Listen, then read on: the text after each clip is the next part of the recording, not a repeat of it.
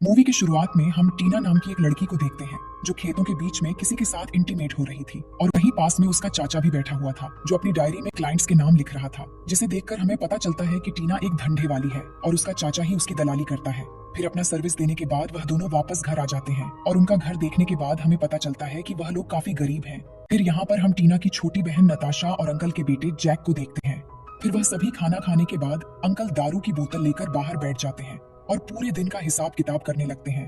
तभी उनके पास जैक आता है और उसको अपने पिता और टीना के काम के बारे में सब कुछ पता था, पर इस काम में काफी खतरा भी था। इसीलिए जैक अपने पिता को एक चाकू देता है ताकि वह अपने सेल्फ डिफेंस में उसका इस्तेमाल कर सके। फिर अगले दिन टीना और उसके अंकल एक क्लाइंट से मिलने के लिए निकल जाते हैं, लेकिन वह क्लाइंट काफी गुस्सैल था और इंटीमेट के दौरान वह टीना को मारने पीटने लगता है।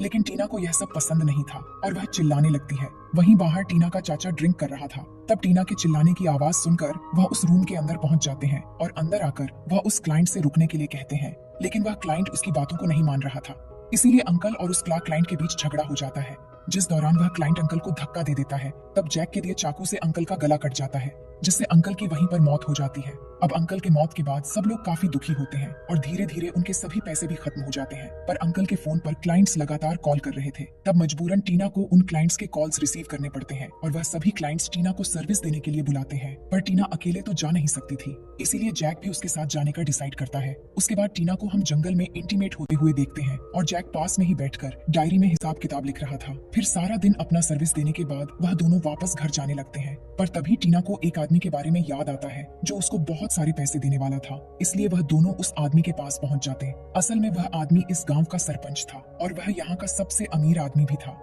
लेकिन उसकी एक प्रॉब्लम थी। दरअसल सरपंच का बेटा एक गे होता है और सरपंच चाहता था कि उसका बेटा मर्द बने, इसीलिए उसने अपने बेटे की मर्दानगी बाहर लाने के लिए टीना को बुलाया था। यहाँ पर सरपंच टीना से कहता है कि तुम्हें मेरे बेटे के गे होने वाली बात राज रखना होगा, जिसके लिए मैं तुम्हें बहुत सारे पैसे दूंगा। उसके बाद टीना उसके बेटे को लेकर एक कमरे में आ जाती है, लेकिन यहाँ पर वह टीना के साथ इंटीमेट होने से मना कर देता है। जिसके बाद वह दोनों एक प्लान बनाते हैं और प्लान के अनुसार टीना जोर जोर से आवाजें निकालने लगती है, जिससे सरपंच को लगता है कि उसका बेटा अब मर्द बन गया है। फिर सरपंच से पैसे लेने के बाद वह दोनों अपने घर आ जाते हैं। फिर धीरे धीरे टीना के सर्विस देने वाली बात पूरे गांव में फैल जाती है, इसलिए गांव के सभी लोग उसके साथ इंटीमेट होने के लिए आने लगे थे और अब उन लोगों के पास अच्छे खासे पैसे भी आने लगे थे।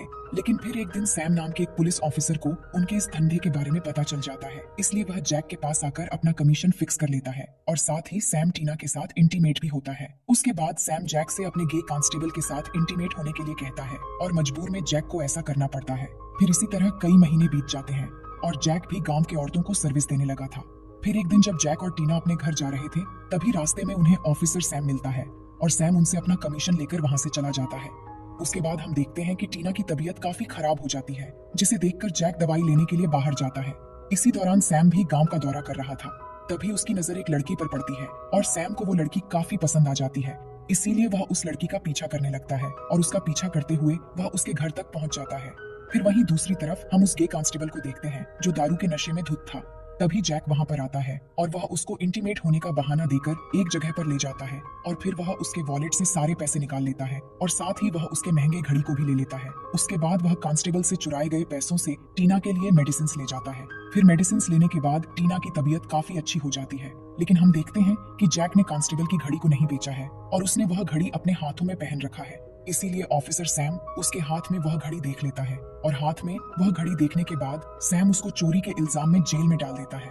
फिर लॉकअप में जैक उसी लड़की को देखता है जिस लड़की का पीछा सैम कर रहा था। इसका मतलब कि सैम ने उस लड़की को किडनैप कर लिया था, लेकिन उसने अब तक उसको हाथ भी नहीं लगाया था, क्योंकि सैम उसके साथ जबरदस्ती करना नहीं चाहता है, बल्कि वह उसके मर्जी से ही उसके साथ इंटीमेट होना चाहता है। वहीं दूसरी तरफ हम जैक की बहन को देखते हैं जो जैक के वापस न आने पर काफी परेशान होती है और साथ ही घर के सारे पैसे भी खत्म हो चुके थे और गांव के दुकानदारों ने भी उसको उधार देने से मना कर दिया था। फिर वह घर वापस आ जाती है, लेकिन तभी अचानक कमजोरी के कारण वह बेहोश होकर गिर जाती है।